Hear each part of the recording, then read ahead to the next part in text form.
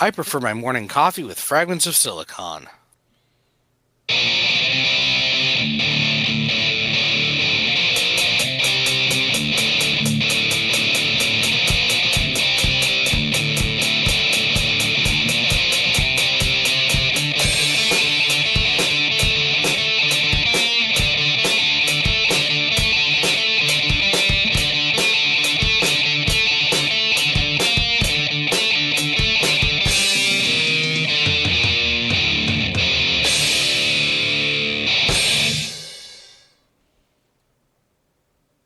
All right, welcome to another installment of the Fragments of Silicon, the Daylight Interviews. Joining us this week is Jaiware. Is that how you pronounce your screen name? It's Jaiware. Jaiware, okay. Yeah. Right. So how we like to get started here is we like to get to know the person behind the games, studio, and all that sort of business. And we begin this journey by asking this particular question. What got you interested in video games, both on a personal and a professional level? Well, personally, I've like the moment I was born, I've been like surrounded by video games. My granddad, he had a NES from before I was born, and like before I could even probably process what was happening on the screen, I was like trying to like. He was handing me the controller. I was playing. I've got like old footage of me playing as like a little toddler, whatever. Uh, but I've like since then, I think I've had like a deep interest in gaming as a whole, like growing up and such. Um, per Professionally, like as a game developer, I think I think it all stems from when similarly when I was a kid, I went to the arcades. Sorry. Oh, uh, I went to the arcades and I saw it was House of the Dead, the arcade machine, and I just saw people playing it, and it was just they were on the machine for quite a long time, and then they got up and left. They didn't finish the game. They already put too many coins in, uh, but they lost. And I went up to the machine and I was just looking at the game. I just reading through its intros and stuff. And I was thinking, I could do it. I'd like to make something like this, something that people can play and just have a little bit of fun with. Really, is it? And that has been like essentially my motto for making. Just since like ever since then, I grew up a bit and I just wanted to make little fun things here and there, and that just got more and more elaborate as time went on. Like, hmm. So I suppose the question that beckons here is how did that all get diverted kind of in the opposite direction? I.e., it seems to be the major system that you develop for is the Game Boy Color.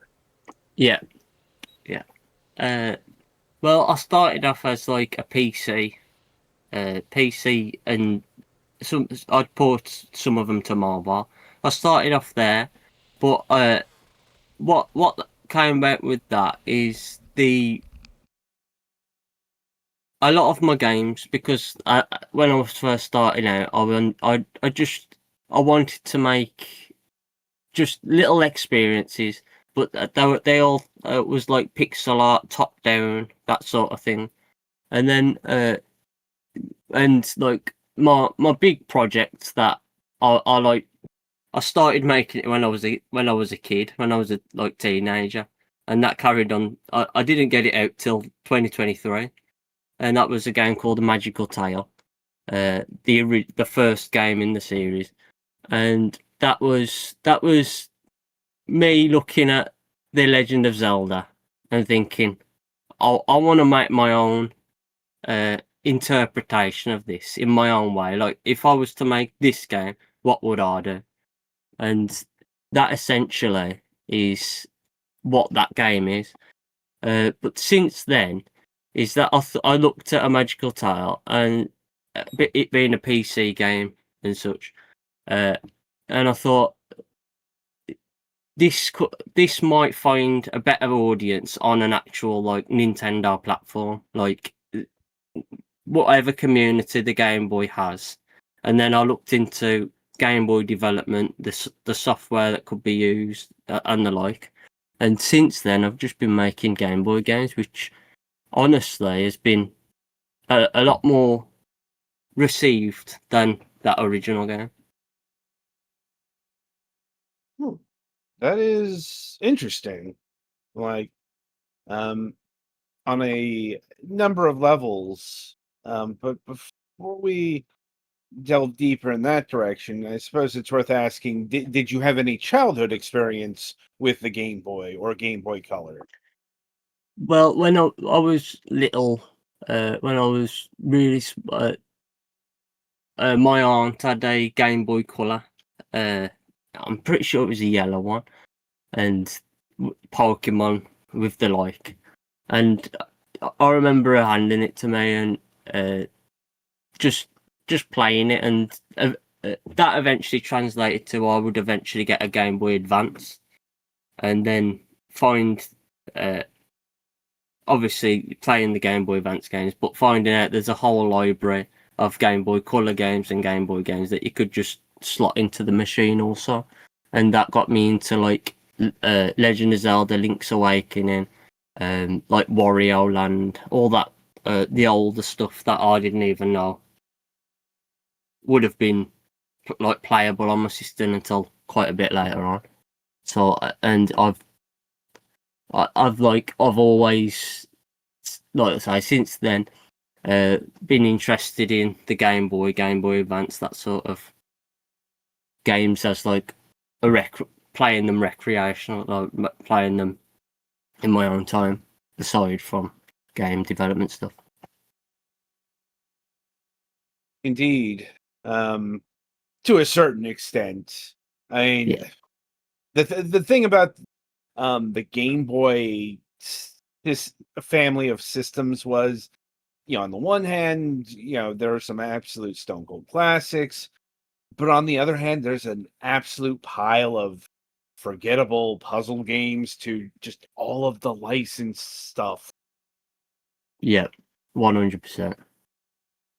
Now, but anyway, returning to the present, I assume you use GB Studio to make your games? Yeah, I've been using it since it was in like GB Studio version 2, and now it's on like the fourth iteration of it, and the engine just got better and better as time's gone by. Like performance wise, what you can get out of actual development.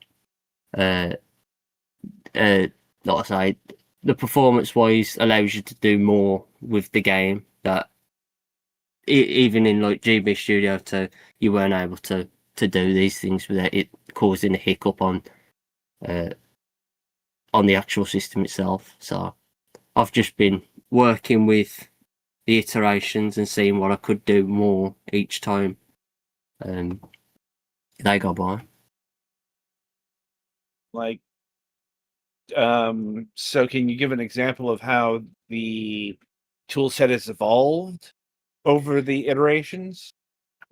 Yeah, originally you would be able to make full Game Boy and Game Boy Color, and that would share like you would well, similar to like retail games, is that you'd be able to play them on both, and so you'd be able to pop it into your Game Boy, but that would have the monochrome, the basic shades of grey, well, green on the LCD, but on the Game Boy Color edition, you'd be able to add a pop of colour, such, but you still had the limitations of the Game Boy, the original Game Boy.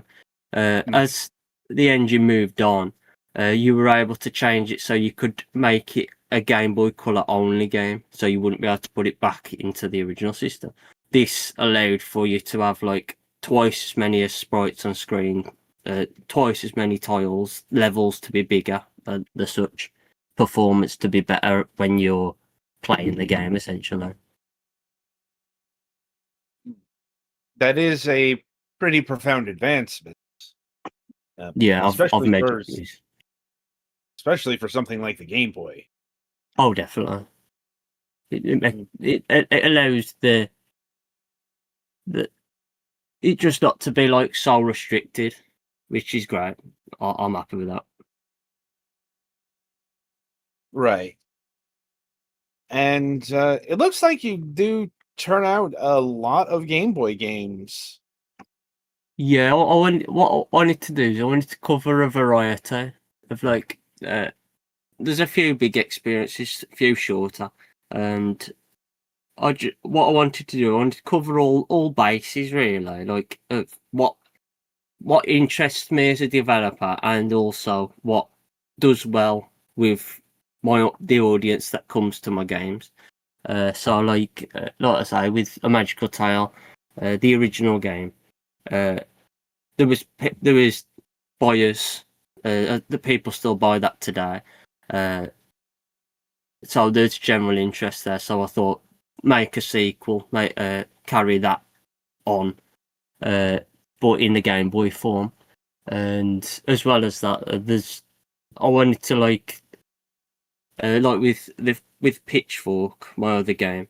I wanted to make a platformer that didn't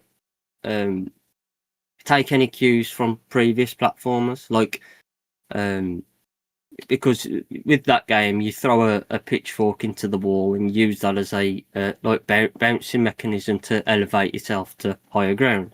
And what with that, there wasn't so far there isn't a game that, like, when I'm making games like A Magical Tale, I could think, okay, how would Nintendo have done this type of a dilemma? How would they have made the save system? How would they have made the progression system? But with Pitchfork, that was like me pushing the boundaries of myself into making this totally new game that I didn't have anything to go by, sort of thing.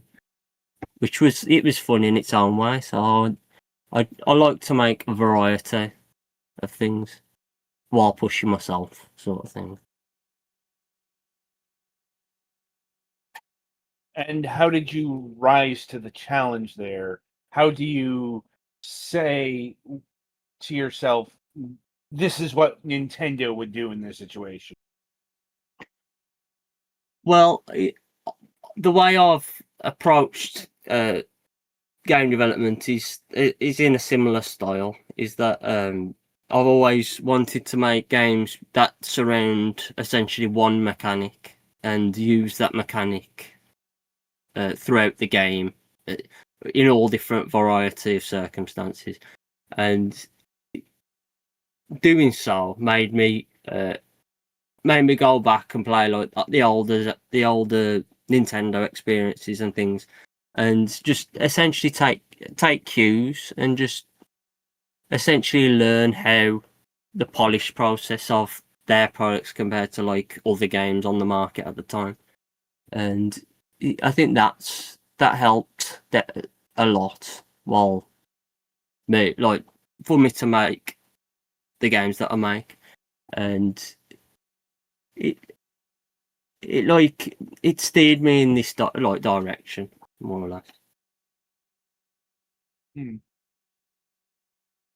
And how well do you think Pitchfork came out in meeting those goals and ideas? And I was when I was making it, I was like, I took a different approach that I would usually, and essentially the way I did it is I had to like when I first made it, because this is a idea that I've had for a couple of years now. Is that I only got that into fruition at the end of last year, essentially, and I had various iterations, and I, there was one version of the game from like 2-3 years ago that was it was essentially every level you'd use a pitchfork, and what I got worried about that is that I was worried that the pitchfork would get boring, if you know what I mean. And so like what I did is I completely went back to the drawboard, and I took I created this sort of like rule that I used, which is essentially like I call it uh, the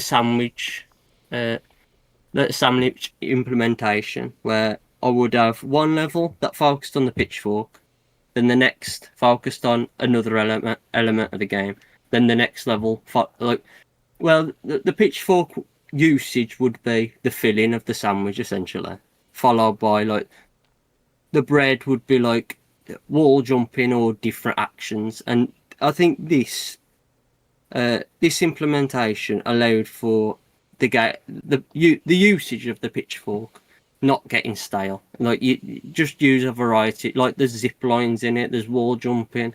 There's precise platforming over like jumping over spikes, and then got like all the like.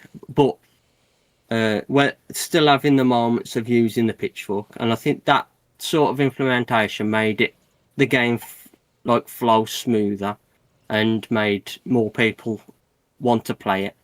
Well, like, according to the feedback, it seems like people are really happy with it.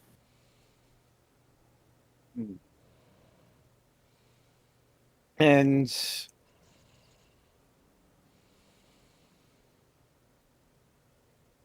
trying to here we go.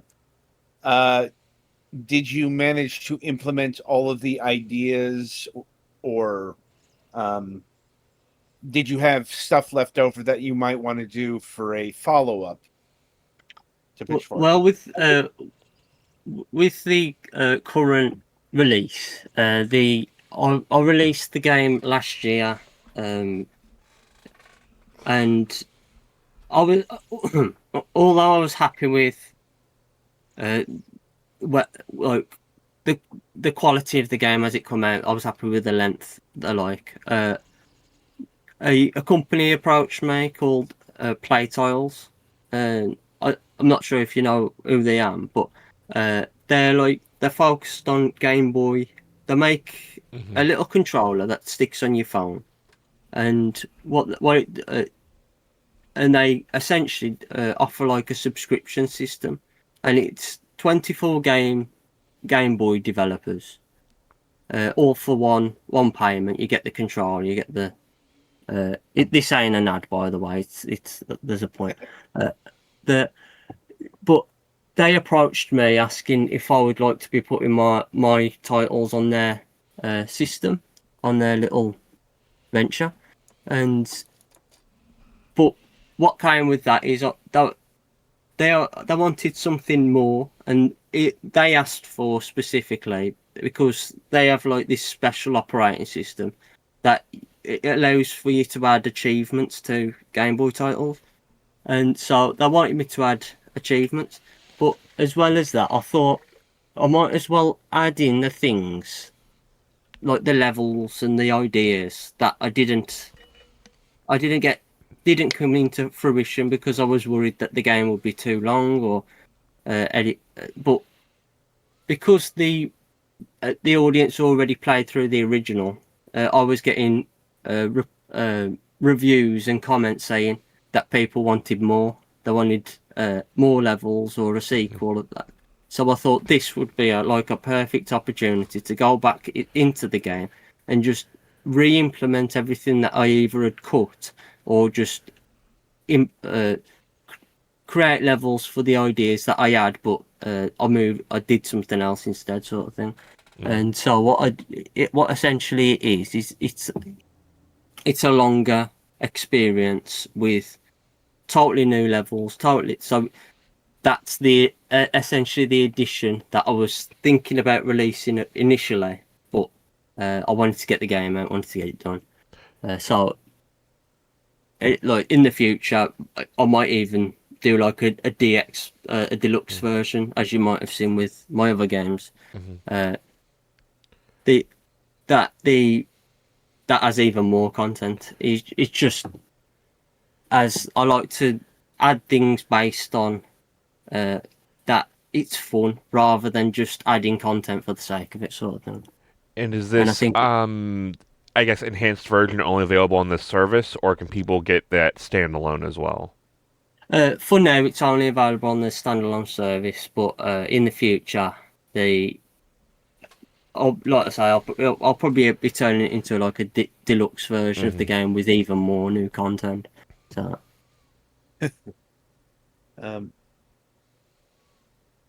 Anyway, shifting to well, the bigger development scene for a bit here. I see that you've made both Game Boy and Game Boy Color games. Yeah. So I'm wondering, like, what's the determination into, what makes like Pitchfork here a Game Boy game, and what makes, say, a Magical Tale Revoke DX a Game Boy Color game? Oh well, with Pitchfork, that's essentially it's both. There's a Game Boy Color version as well as a original Game Boy, and Okay. but with a Magical Tale Revoke DX, the deluxe version is essentially I went back to that game and I implemented a lot more new content into it, but the things that I implemented in they struggled to run on the original Game Boy, so making that a color only experience made it so that the game would run smoother, and essentially I could make more use of like more color palettes, a focus on the actual color aspects, which you might be able to like. I have still got the original game up. That was originally similar to Pitchfork, a Game Boy Color slash original Game Boy experience, but this new version is like color only and has totally new content, which is I'd say is the definitive way of playing that game.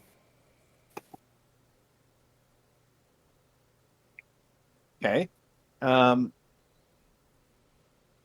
So is that a title for title basis?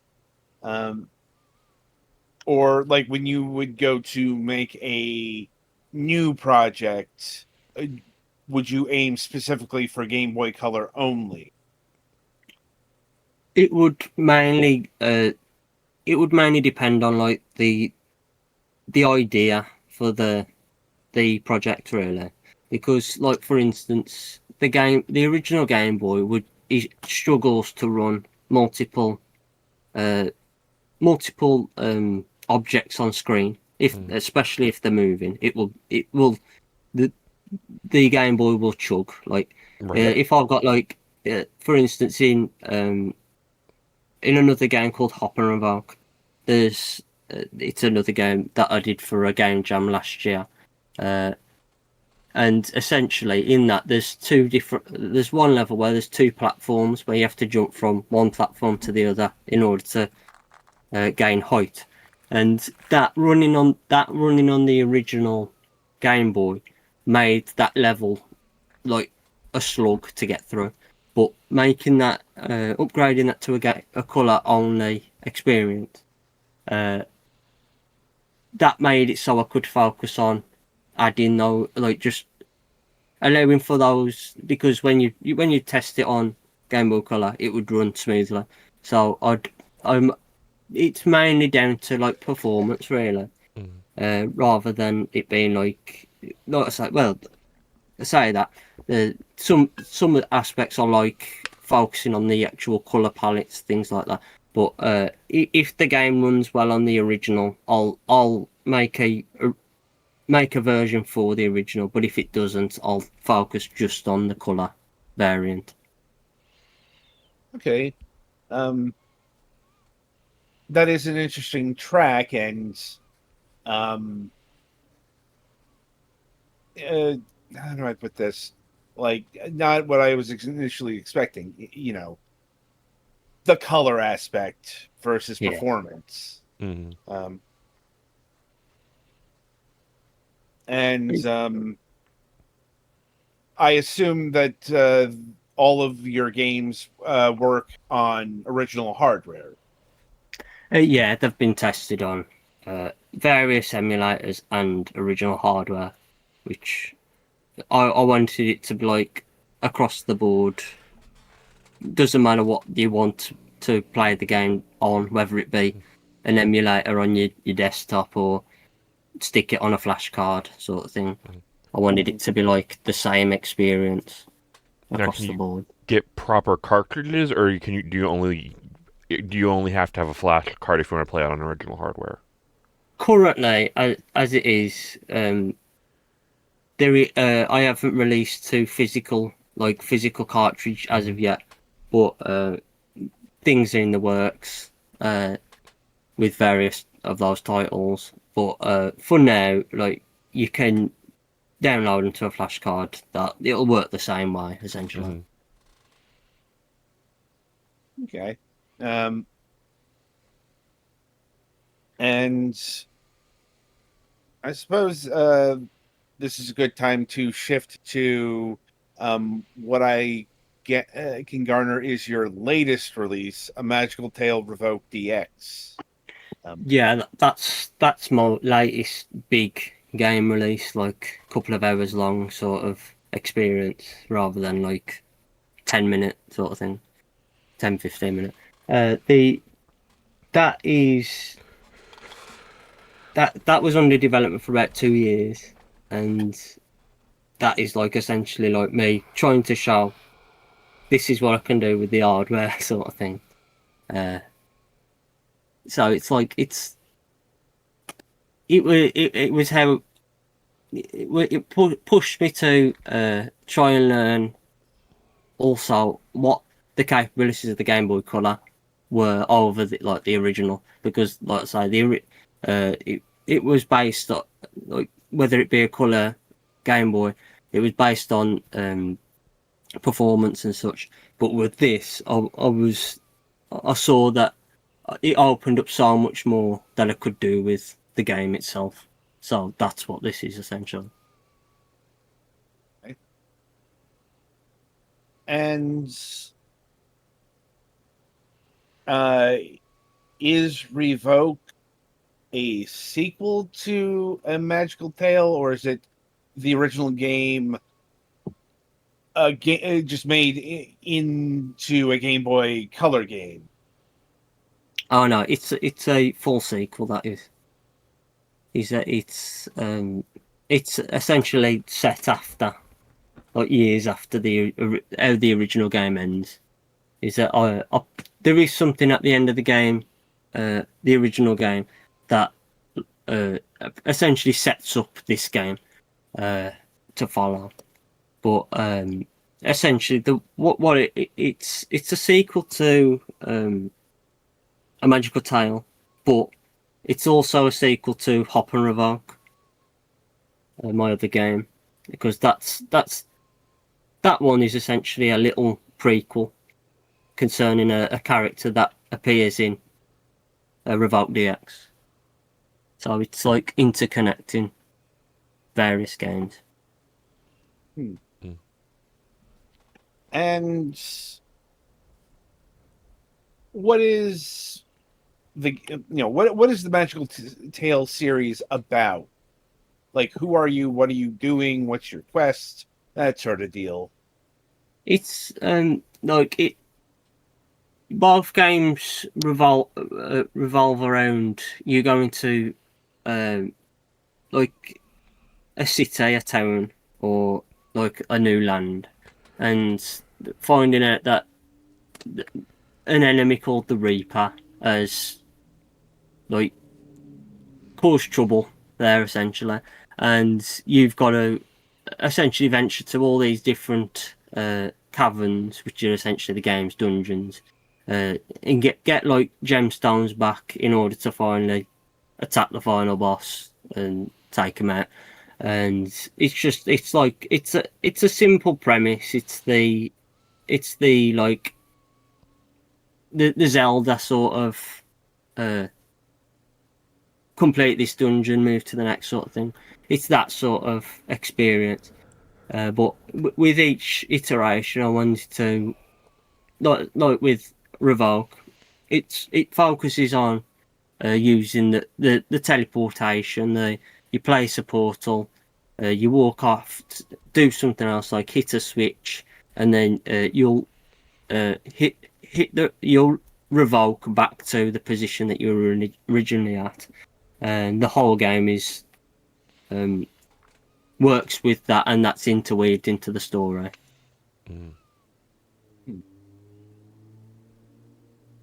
And is it all just dungeons, or is there, a connective tissue as well? Like an overworld. There's an overworld that's got like NPCs that you talk to, like various locations within. There's the dungeons, but there's also within the dungeons there's the underground, and that's essentially what it turns. It turns the game from a top-down game into it's essentially a top-down slash 2D platform hybrid in that sense, because when you go into the underground, you can like jump traditionally. You can you navigate it like a platformer, and I'll put that in so you could use the revoke ability in a platformer sense as well as like a top-down sort of thing. But it has like an interconnected world with a world map and the like, and like once you've completed the essentially the intro to the game, you can go any direction and choose which caverns you go to first. Like that's it. Yeah. Okay. Sorry. So is this puzzle oriented or combat oriented? It has a bit of both, really. Is that I use combat to essentially make the game a smooth experience rather than bombarding you with a variety of puzzles. I'll put like a puzzle and then have a bit of combat, have a little mini boss, that sort of thing, and I think it helps the flow of the game, really.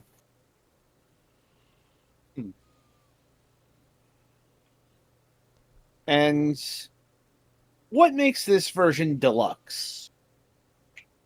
Well, essentially, it's when I was just talking about that, it's a 2D platformer slash top-down hybrid. Well, the original game is just a top-down adventure game. Is that this?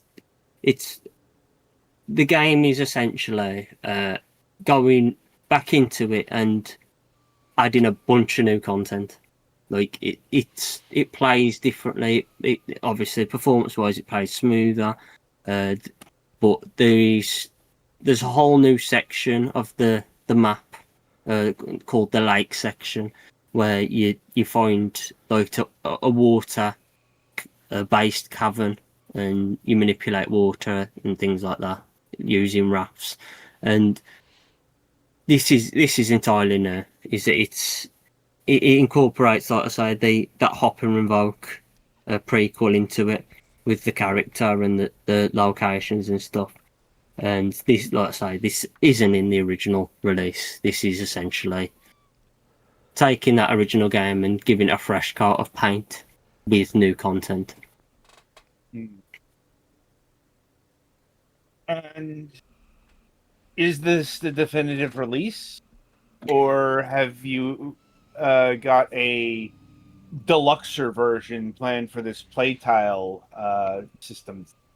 No, this is essentially as it stands. The definitive version is that I like to get them out and then move to the next thing. Essentially, is that this with Pitchfork is that was born out of like similar to Revoke Deluxe. It was born out of I could get more out of this.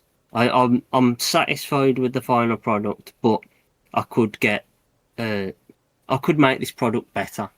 But everything else since all my other releases, I'm pretty happy with where they stand right now. And if anything, like depending on how well they've done, that'll essentially make me choose whether to make a sequel for that game, such and such. So, like a magical tile, that I was happy with the reception of the original game enough to make a sequel. So, yeah. Then I suppose it's worth asking, what's next? What do you got for the future? Well, as of announcements, the of the that game from last year called Hop and Revoke that I spoke about earlier. I'm turning that because I made that for a game jam, 5-day GMTK game jam it's called. I made it for that, and essentially the reception did so well with that. It got in the top 50 of enjoyable games, and everybody in the comments, people were following my account from that game, and everybody in the comments were just asking for more essentially.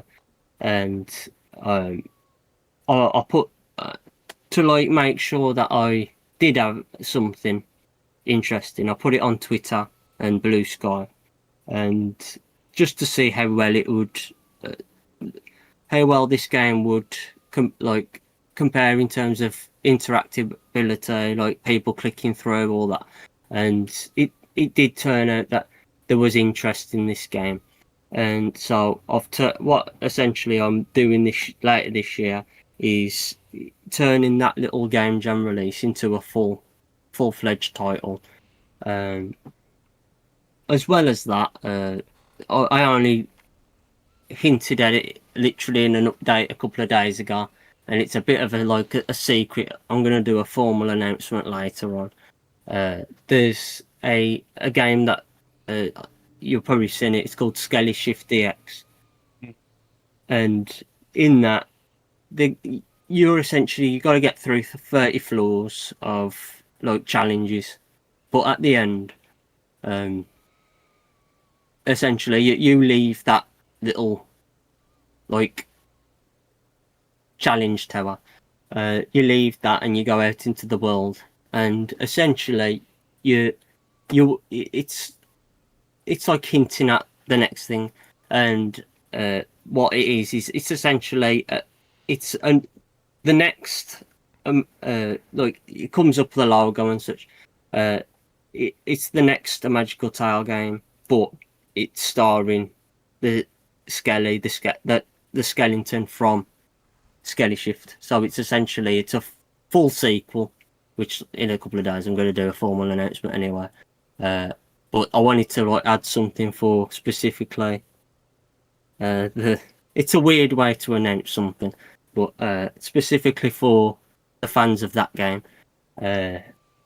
just something special for them. And essentially, this is essentially the third magical tile game, but it's got Skelly in instead of the original character. I see. And anything planned beyond that? Currently, I'm still looking at options to do with well, I'm still in like talks and things about with publishers and for like physical hardware. We were talking about a bit before with as of physical releases. The I want to make like as always with any of these things is that when you get a publisher on board, you likely will have to go back to your original product and change a few things.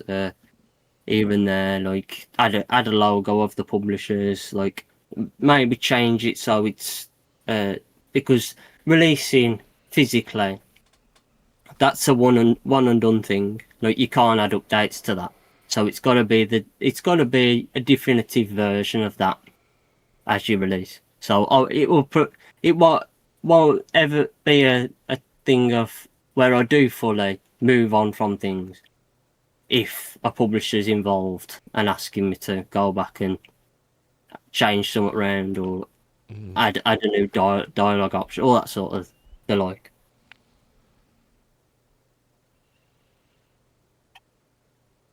And I suppose my final question is, where can you find these games currently? Well, currently you can find them on my itch.io page, Jaiware, and you can find them like I try and dot them around the various like marketplaces. Like some of my games are on Newgrounds. For the free releases. But I do try and like I've also got my releases on Linux. There's a thing called EmuDeck, and that's like a storefront. There's a storefront in it that has it has a retro section, and you can find the games in there. So if you Google my name, you'll probably see where all my marketplaces and where I'm active on. That's it. Essentially. Because Okay. we haven't known of any like retro-ish like storefronts. Typically, it was just getting it off somebody's itch.io and just downloading the ROM from there. Yeah. Yeah, I think it's relatively new, the EmuDeck storefront, because that's rooted in emulation anyway. Right. So I think, yeah. Well, I mean, I think that runs my gamut of questions. Yeah, I'll see if my colleagues have anything further for you. I think I'm good. Great. Yeah, I'm good, thank you. Yeah, I'm good, thank you. Sorry. It's fine. Right then. So I want to thank you for taking time out of your schedule and being with us here today. It's been a while since we've talked Game Boy and Game Boy Color development with somebody, and it's been neat hearing the latest developments in that field. Oh, yeah, it's been great. I'm happy to say with the Game Boy community that it's getting bigger. It's like the other day it celebrated its anniversary, and I don't think people realise how bigger that community. Like there's new games coming out for it every couple of months, so it's like that. It's still even though they ain't officially licensed by Nintendo, it's still a platform where there's so much new content is coming out on. It's great. Indeed. Right. So that'll about do it for this installment of Fragments of Silicon. As always, be sure to tune in next time for the Sunday reviews. And until then, I shall wish you good gaming.